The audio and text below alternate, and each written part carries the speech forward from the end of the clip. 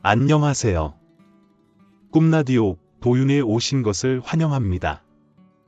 저는 20년 넘게 택시를 운전하며 살아온 40대 남성입니다. 50을 바라보는 나이에 이런 사연을 보내게 될 줄은 몰랐지만 제 인생이 참으로 기묘하게 풀려서 한번 적어보려 합니다. 저는 경상도에서 태어나 자랐습니다. 가정 형편은 남들과 크게 다르지 않았고 주변 환경도 그리 특별할 것 없었습니다.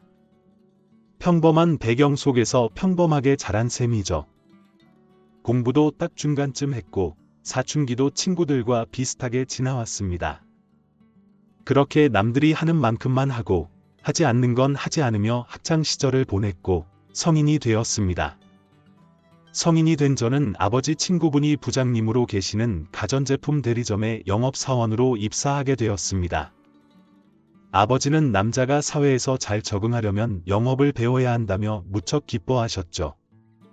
그렇게 6개월이 지나 여름이 막 시작될 무렵 고등학교 동창 친구들과 여행을 가기로 했습니다.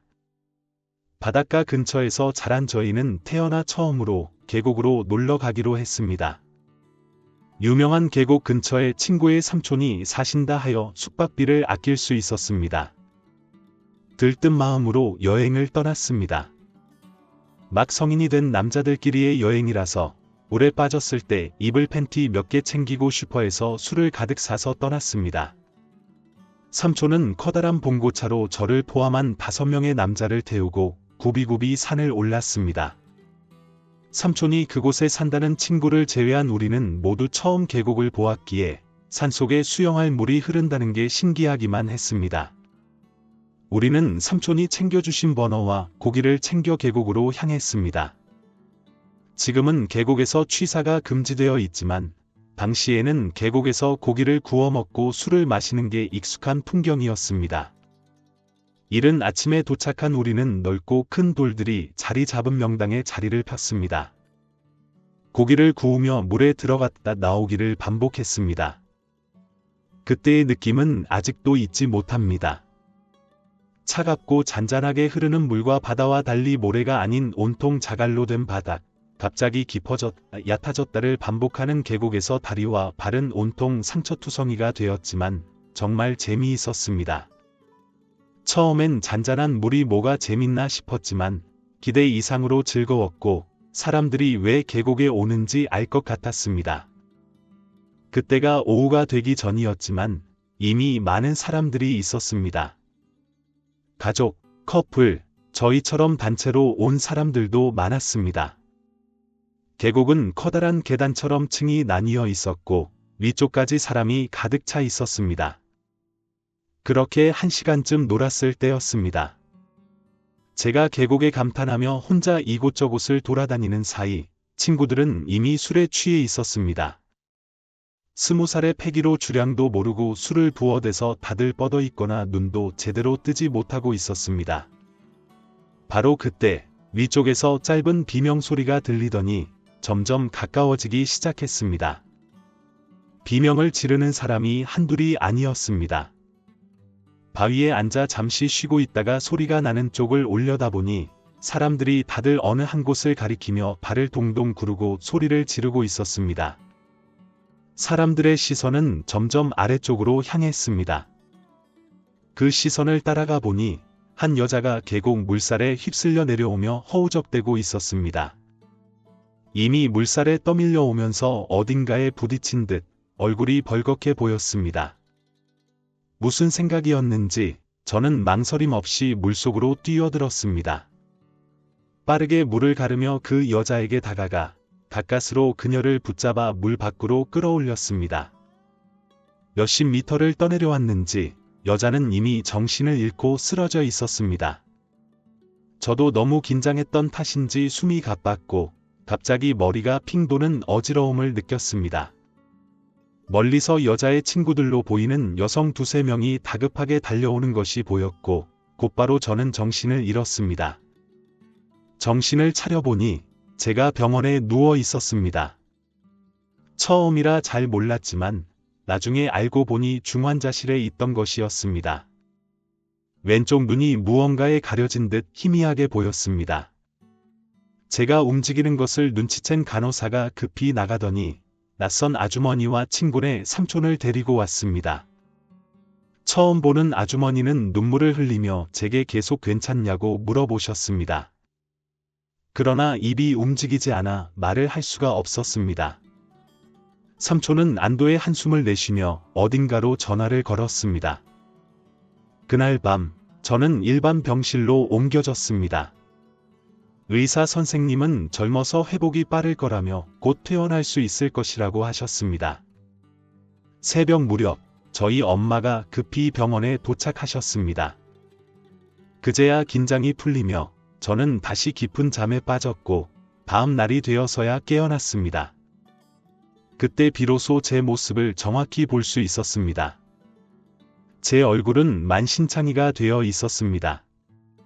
턱이며 이마를 포함해 눈, 코를 제외한 거의 모든 부위가 붕대로 감겨 있었습니다. 엄마는 제가 여자를 구하려고 물속에 뛰어들었을 때 뾰족한 돌이나 나무에 얼굴이 찢어졌다고 하시며 이마와 턱을 합해 백반을 가까이 꿰맸다고 전해주셨습니다. 다행히도 눈은 멀쩡했습니다. 평소 외모에 큰 신경을 쓰지 않았지만 얼굴이 다쳤다는 소식에 마음이 복잡해지지 않았다면 거짓말이었을 겁니다. 그래도 엄마가 너무 걱정하셔서 일부러 괜찮은 척했던 것 같습니다. 중환자실에서 처음 만난 아주머니는 매일같이 저를 찾아왔습니다. 오실 때마다 과일, 빵, 음료수 등을 사오시며 계속 엄마께 죄송하다고 저에게도 미안하다고 하셨습니다. 알고 보니 그분은 물에 빠졌던 여자의 어머니였습니다. 그 여자애는 괜찮다는 말을 듣고 저는 얼굴에 붕대를 감은 채로 아무렇지 않게 그 애는 괜찮아요? 라고 물었습니다. 그제야 아주머니는 살짝 웃으셨지만 지금 생각해보면 눈가에 눈물이 맺히셨던 것 같습니다. 아주머니는 덕분에 너무 괜찮아요. 다리에 긁힌 상처 몇 개 말고는 아주 멀쩡해요. 정말 고마워요. 라고 말하셨습니다. 용석 씨가 무사해서 다행입니다. 진심으로 다행이라고 생각했습니다. 제가 이렇게 다치면서까지 구해줬는데 만약 그녀가 괜찮지 않았다면 정말 허탈했을 것 같았습니다. 저는 일주일 정도 후에 퇴원할 수 있었습니다. 퇴원하는 날 처음으로 붕대를 풀고 제 얼굴을 봤을 때 솔직히 조금 충격을 받았습니다. 얼굴 바깥쪽으로부터 이마에서 광대까지 쭉 이어진 흉터가 하나, 턱에는 가로로 길게 찢어진 흉터가 또 하나 있었고 그 외에도 자잘하게 찢어져서 두세 번씩 꿰맨 자국들이 여러 개 있었습니다. 바다 수영에만 익숙해서 아무 생각 없이 다이빙을 한 제 잘못이었습니다. 그 아주머니는 제가 퇴원하는 날까지 매일 찾아오셨습니다. 병원비는 저희가 다 해결했어요.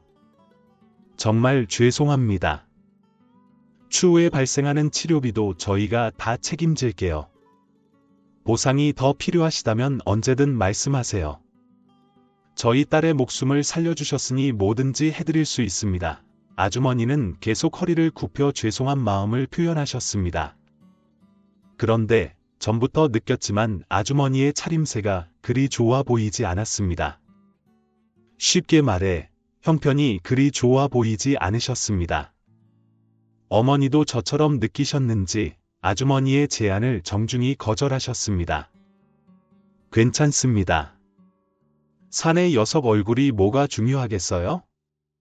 병원비 내주신 것만으로도 충분히 감사해요. 정말 괜찮으니까 이제 그만 사과하세요. 정말 괜찮으세요? 이러시면 제가 더 마음이 불편한데. 학생, 정말 괜찮아요. 네, 괜찮습니다. 당연히 해야 할 일을 했을 뿐인데요. 아주머니는 결국 참았던 눈물을 흘리셨습니다. 정말 감사해요. 나중에라도 꼭 이 은혜 갚겠습니다.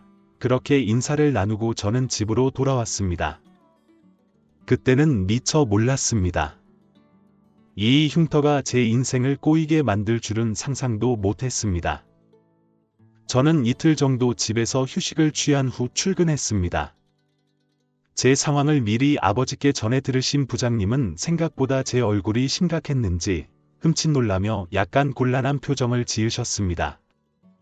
고민 끝에 그분은 저에게 가서 일을 하라고 하셨습니다. 저는 아직 막내 영업사원이라 매장에 오는 손님들에게 필요한 걸 여쭤보고 다른 직원에게 연결해 주거나 문 앞에서 인사하는 정도의 일을 하고 있었습니다. 그런데 그날따라 묘하게 손님들이 저를 피하는 느낌이 들었습니다. 매장에 들어온 손님에게 인사하면 그들은 눈치를 보며 고개만 끄덕이고 다른 곳으로 가버리거나 제품을 둘러보는 어르신께 다가갔더니 어르신이 인상을 쓰기도 했습니다. 결국 그날 오후 부장님이 저를 따로 부르셨습니다. 용서가, 내가 내 아버지 친구이고 널 내 아들처럼 생각하는 거 알지? 네, 부장님, 저도 잘 압니다.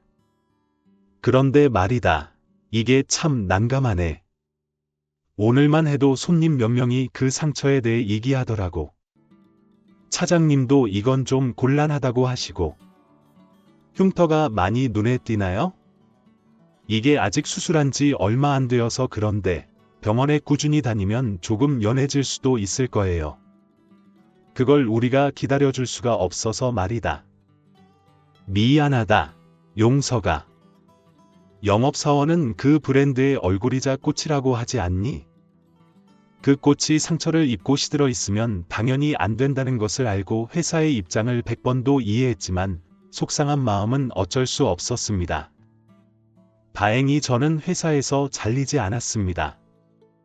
대신 부장님의 추천으로 경상도의 더 안쪽에 있는 공장으로 발령을 받았습니다. 공장 일은 한 번도 해본 적도 없고 그럴 계획도 없었지만 저를 이곳으로 보내준 부장님께 감사해야 할지 모르겠습니다. 그곳엔 4명이서 쓰기에 턱없이 좁은 방이 있었고 겨우 2층 침대 2개를 넣고 생활했습니다. 공장에는 남녀 할 것 없이 제 또래들이 많았습니다. 몇몇과 이야기를 나눠보니 대부분 공업고등학교를 졸업한 사람들이었습니다. 매일 같은 하루가 반복되었습니다. 정해진 시간에 일어나 아침을 먹고 출근해서 같은 일을 10시간 동안 반복했습니다. 때로는 더 오래 일할 때도 있었습니다. 그 일상은 정말 지루했습니다. 월급도 이게 맞나 싶을 정도로 적었습니다. 20대의 혈기왕성한 청춘들이 그곳에만 갇혀 있으니 매일 밤 방에서 술 파티를 벌이곤 했습니다. 저는 한 번도 그 무리에 끼지 않았습니다. 관심이 없다고 하면 거짓말이겠지만 그 누구도 저에게 함께 놀자고 제안하지 않았습니다. 그러다 한번 제가 있는 방에 함께 사는 남자의 셋과 다른 방에 사는 여자의 셋이 술을 마시러 놀러 왔습니다. 저는 일부러 침대에서 자는 척했습니다. 오빠, 저 애는 누구야? 아, 그 애 있잖아. 얼굴에 흉터 있는 애. 어머, 나 본 적 있어? 밥 먹다가 눈 마주쳤는데 토할 뻔했잖아. 그치, 나도 징그러워서 제대로 볼 수가 없더라. 근데 왜 그런 거야? 말이 많던데 칼에 맞았다. 사실 깡패다. 아픈 사람이다. 뭐 이런 소문도 있던데. 몰라. 한 번도 말해본 적 없는데. 저는 그 대화를 듣고 충격을 받았습니다. 사람들이 저에 대해 그렇게 생각하고 있었다니, 제 얼굴을 그렇게 보고 있었다니 너무 창피했습니다. 지금 생각해보면 왜 그렇게 창피했는지 모르겠지만 그때는 그 어린 마음에 그 상황이 너무 부끄럽고 도망치고 싶었습니다. 저는 공장을 그만두기 위한 온갖 이유를 생각했습니다. 사실 핑계가 필요했던 것 같습니다. 2달 동안 공장에서 일하면서 말하는 날보다 말 한마디 하지 않는 날이 더 많았고 그로 인해 점점 우울해졌습니다. 그리고 이곳은 월급도 너무 적고 맛있는 것도 먹을 수 없었습니다. 부모님도 친구들도 만날 수 없었습니다. 이런저런 핑계로 자기 합리화를 하며 결국 저는 2번째 직장이었던 공장을 그만두게 되었습니다. 집으로 돌아가는 버스에서 모자를 눌러 쓰고 엉엉 울었던 기억이 납니다. 아마도 이때부터 본격적으로 제 흉터가 너무 싫어졌던 것 같습니다. 공장을 그만두고 집으로 돌아온 후 한동안 집 밖으로 나가지 않았습니다. 친구들은 학교에 다니거나 직장에 다니느라 만날 수도 없었고 만나자고 해도 제 자신이 부끄러워서 밖에 나갈 용기가 나지 않았습니다. 그러던 중 입영 통지서가 나왔고 마치 끌려가듯 군대에 가게 되었습니다. 그런데 오히려 군대에서는 이 흉터가 쓸모가 있었던 것 같습니다. 어떤 말도 안 되는 소문이 났는지 부대에 배치받고 초반의 선임들은 저를 보며 수근거렸고 잘 건드리지 않으려 했습니다. 아니, 정확히 말하면 피해야 할 후임으로 취급받았습니다. 덕분에 불려가거나 이유 없이 해코지를 당하는 일도 없었고 군대에서도 외롭게 지내다 전역을 하게 되었습니다. 집에 돌아와 보니 상황이 많이 달라져 있었습니다. 아버지의 건강이 나빠졌다는 소식을 듣고 무서워졌습니다. 지금 생각해보면 참 이기적인 마음이었는데 그때 가장 먼저 든 생각은 이제 내가 이 집의 가장인가? 앞으로 내가 돈을 벌어야 하나? 얼굴이 이런데 어디 가서 어떻게 돈을 벌지? 라는 것이었습니다. 아버지의 건강보다 제 앞날이 더 걱정되었던 것입니다. 아버지는 병원에 자주 가셔야 했고 오랜 시간 일을 하시기에는 무리가 있으셔서 결국 다니던 회사를 그만두셨습니다. 하지만 아버지는 그래도 제 나이에 쉬고 있을 수 없다며 운전학원에서 시간제 강사로 일하기 시작하셨습니다. 그러면서 아버지는 제게 진지하게 말씀하셨습니다. 이제는 바깥에 나가서 일도 좀 하고 돈도 벌어야 하지 않겠냐. 저는 이미 기가 죽을 대로 죽어 있었지만 아버지도 아프신데도 일을 하시고 어머니도 열심히 일하시는데 팔다리 멀쩡한 제가 무슨 일을 못하겠나 싶어 용기를 내보기로 했습니다. 저는 친구의 일자리부터 그 친구의 친구 일자리, 직원이나 아르바이트를 구한다는 글만 보면 무작정 찾아갔습니다. 그렇게 한 달쯤 일자리를 찾아다녔지만 결과는 항상 같았습니다. 모두 제 외모를 보고 겁을 먹거나 불쾌한 표정을 지었습니다. 분명 좋은 일을 하다 얻은 영광의 상처라고 생각했는데 그것이 이렇게 제 인생을 망가뜨릴 줄은 꿈에도 몰랐습니다. 결국 저는 막노동이라도 해야 하나 싶어 새벽에 일자리 센터에 나갈 준비를 하고 있었습니다. 준비를 마치고 막 나가려는데 아버지께서 다가오셨습니다. 너 운전이나 배워라. 네? 운전이요? 저 운전할 줄 모르는데요. 그러니까 배우라고. 왜요? 첫째 큰아버지 택시 하시는 거 알지? 택시가 괜찮을 것 같아. 손님이랑 딱히 얼굴 마주할 필요도 없고 너도 편할 거 아니냐. 아버지 말씀이 일리가 있었습니다. 그동안 얼굴 때문에 여기저기서 사람들의 뒷말을 들어왔던 터라 앞만 보고 운전만 하면 되는 택시 일이 어쩌면 제게 딱 맞는 직업이라는 생각이 들었습니다. 그리고 저는 다음 날부터 아버지에게 운전을 배우기 시작했습니다. 태어나 처음 잡아보는 핸들이 어색하고 어려웠지만 아버지의 열정적인 가르침 덕에 2달이 채 안 되어 면허를 딸 수 있었습니다. 그리고 1년 정도 더 막노동을 한 후 택시기사가 되기 위해 자격시험을 보고 택시 회사에 입사했습니다. 처음 택시를 몰고 나갔던 그날을 잊을 수가 없습니다. 오후 4시부터 영업을 했는데 밤까지 시내 구석구석을 돌면서 손님은 단 한 명도 태우지 못했습니다. 막상 누군가를 차에 태우려니 긴장이 되었습니다. 또 제 얼굴을 보고 피하면 어쩌나 무서워서 오해하는 건 아닌가. 이렇게 좁은 공간에 있는데 혹시 나한테 해코지라도 하면 어쩌나 하는 상상들 하루 종일 했습니다. 그렇게 한 푼 벌지 못하고 집에 와서 아버지랑 술 한잔 하는데 제 자신이 참 바보같이 느껴지더군요. 할 만해 뭐 그냥 그래요. 용서가 뭐든 견디는 거야. 누구나 다 그런 거야. 누구나 다 하고 싶은 일, 좋아하는 일 하면서 살진 않아. 다 견디다 보면 좋은 날도 있고 웃는 날도 있고 그런 거야. 너는 내 아들 용석이니까 잘할 거라 믿는다. 아무것도 없는 저에 대한 그 믿음이 결코 무겁게 느껴지지 않았습니다. 당연한 것이고 별거 아닌 것인데 그 믿음에 부응하지 못하는 제가 너무 한심하고 어리석게 느껴졌습니다. 저는 다음날 용기를 내어서 첫 손님을 태웠습니다. 처음 탄 손님은 정장을 입은 남자 손님이었고 출근 시간에 늦었는지 서두르는 모습이었습니다.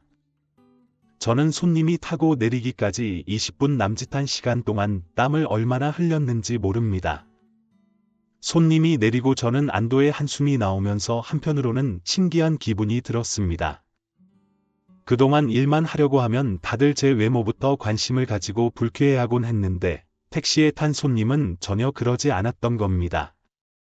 어차피 운전을 하는 동안에는 앞만 보고 있어서 제 얼굴이 잘 보이지 않고 돈을 주고받을 때에도 손에만 시선이 가니까 제 얼굴을 쳐다볼 일조차 없었던 것이었습니다. 저는 작은 희열로 느꼈습니다. 그때부터 정말 마음 놓고 일을 했던 것 같습니다. 가끔 40에서 50대 아저씨들이 제 목소리를 듣고 젊은 친구네 뭐야 학생이야 젊은 사람이 운전을 참 잘하네라고들 했는데 제 외모를 가지고 뭐라 하는 사람은 아무도 없었습니다. 그렇게 제 적성에 맞다면 맞는 일을 한 지 어느덧 20년이 훨씬 넘게 흘렀습니다. 지금은 돌아가신 아버지 말씀대로 이 일이 좋아서 한 적은 없습니다.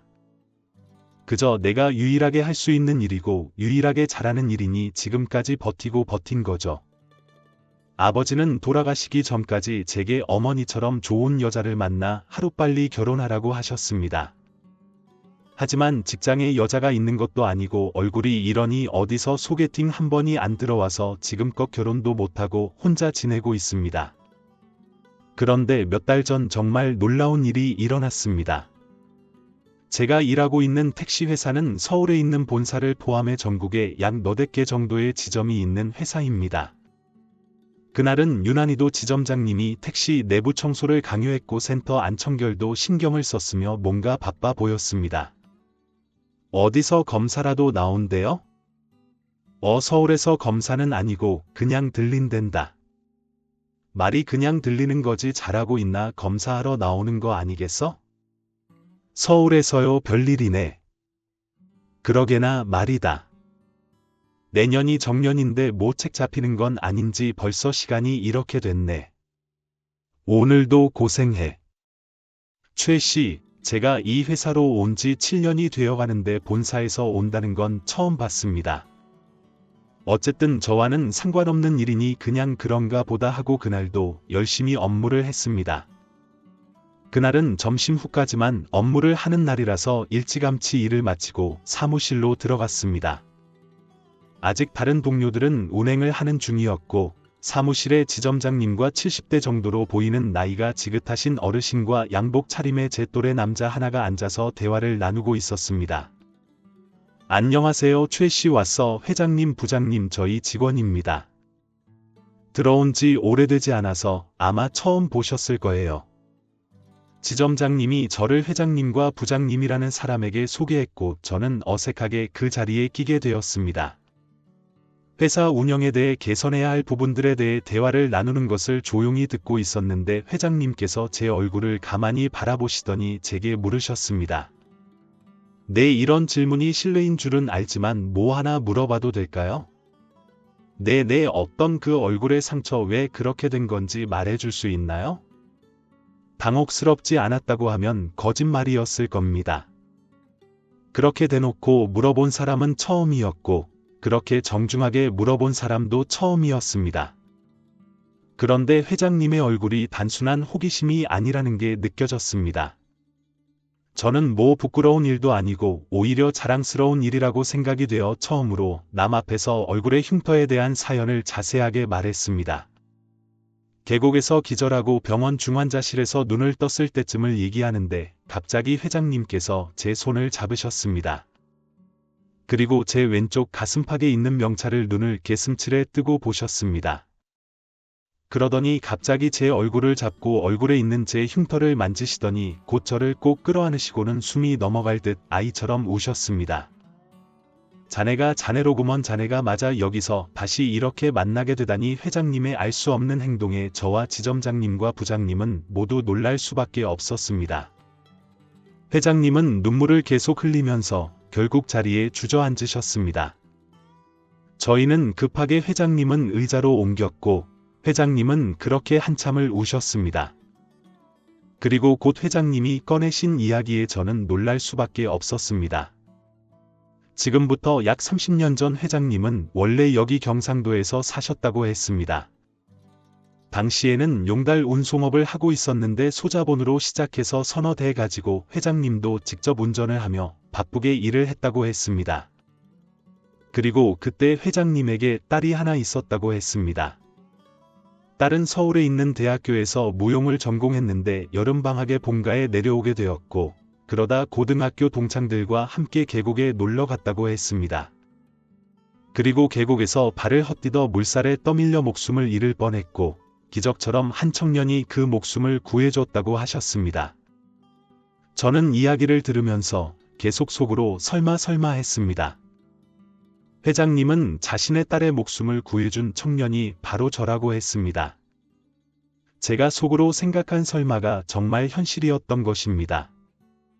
그때 분명 그 여자의 어머니, 그러니까 회장님 사모님께서 그 여자가 다리만 조금 긁혔다고 했는데 혹시나 제가 죄책감을 가지거나 걱정할까봐 거짓말하신 모양입니다. 그 여자도 다리를 심하게 다쳐서 대학병원에서 치료를 했다고 했습니다. 회장님은 일도 너무 바쁘고 딸 얼굴 한번 볼 시간도 부족해서 저에게 찾아오지 못했다고 했습니다. 그 후 회장님의 딸은 다리 부상으로 더 이상 무용을 못하게 되었고 결국 경영 쪽으로 전과를 하였다고 했습니다. 그런데 그 또한 운명이었는지 경영을 공부했던 딸이 회장님은 도화 택시 운수업에 발을 들여 지금 이렇게 성장을 할 수 있었다고 했습니다. 그러면서 회장님은 다 제 덕분이라고 또 한 번 눈물을 보이셨습니다. 저를 찾으려고 제가 퇴원 후 입원했던 병원에 몇 번이고 찾아가고 몇 번이고 전화를 했지만 환자 기록을 알려줄 수 없다는 대답만 들었고 제 이름 하나 가지고 주위에 수소문을 해도 찾을 수가 없었다고 했습니다. 회장님은 자꾸만 먹먹해지는 목소리를 억누르며 제게 말하셨습니다. 정말 고맙네. 너무 늦었지만 이제라도 만나서 참 다행이야. 제가 그때도 사모님께 말씀드렸지만 할 일을 했을 뿐입니다. 회장님 따님도 많이 다치셨다면서요? 그래도 자네만 하겠는가? 아직도 상처가 이렇게 심한 걸 보니 지금까지 순탄치 않았을 것 같은데 저는 지금까지 부끄러워서 남에게 하지 않았던 제가 살아온 이야기들을 회장님께 말씀드렸습니다. 왜 그랬는지는 모르겠습니다. 잠깐 아버지 생각이 나긴 했는데 아마 그 때문이었던 것 같습니다. 제가 얼굴의 흉터 때문에 직장에서 잘리고 공장에서도 손가락질을 받고 일자리도 구해지지 않고 군대에서도 사람들이 절 피했던 일들을 말했습니다. 회장님은 얘기를 들으면서도 계속 미안하다고 하실 뿐이었습니다. 제 이야기를 다 들은 회장님은 늦었지만 사례를 하고 싶다고 하셨고 우선 자신 때문에 평생을 택시 일만 해왔으니 좀 더 좋은 근무 환경을 만들어 주겠다며 같이 서울에 갈 것을 권하셨습니다.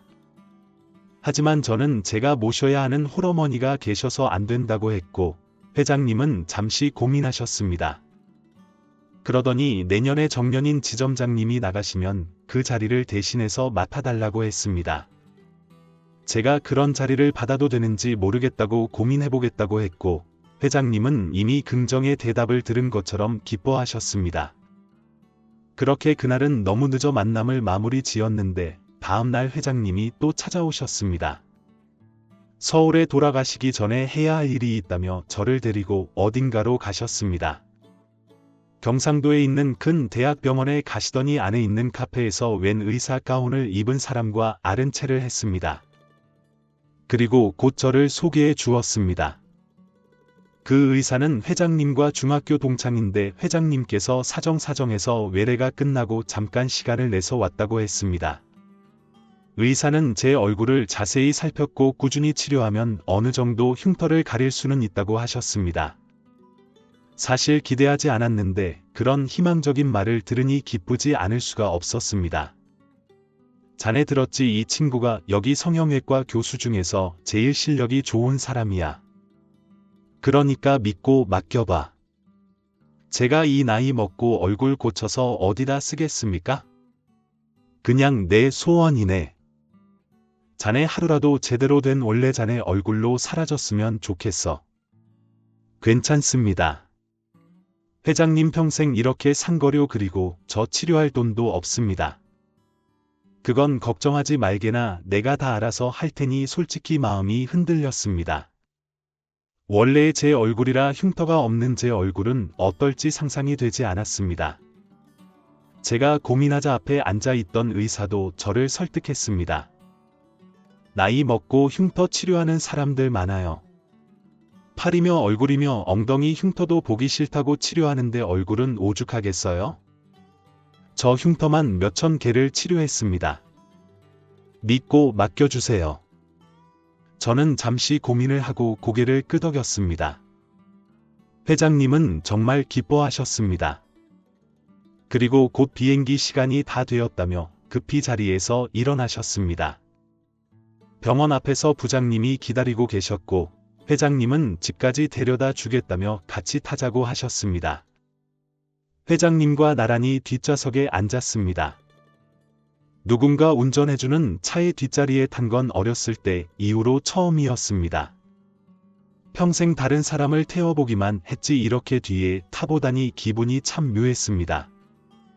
회장님께서는 집에 가는 내내 더 필요한 건 없는지, 없던 집에 살고 있는지, 서울로 올 생각은 없는지 이것저것을 물으셨습니다. 저는 계속 괜찮다고만 했고 회장님께서는 계속 뭔가 해주겠다고만 하셨습니다. 그러다 보니 제 집에 다다랐고 회장님은 조만간 사모님과 따님까지 데리고 꼭 다시 오겠다고 약속하셨습니다. 저는 그 마음만으로도 너무 감사해서 알겠다고 하였고 그렇게 회장님은 서울로 돌아가셨습니다. 그리고 일주일쯤 지났을 무렵 그날은 월급날이었는데 제 통장에 말도 안 되는 돈이 들어와 있었습니다. 돈을 보낸 사람의 이름을 확인해 보니 회장님의 이름이었습니다. 저는 지점장님의 도움으로 회장님에게 전화를 걸었고 이게 대체 뭔지 물었습니다.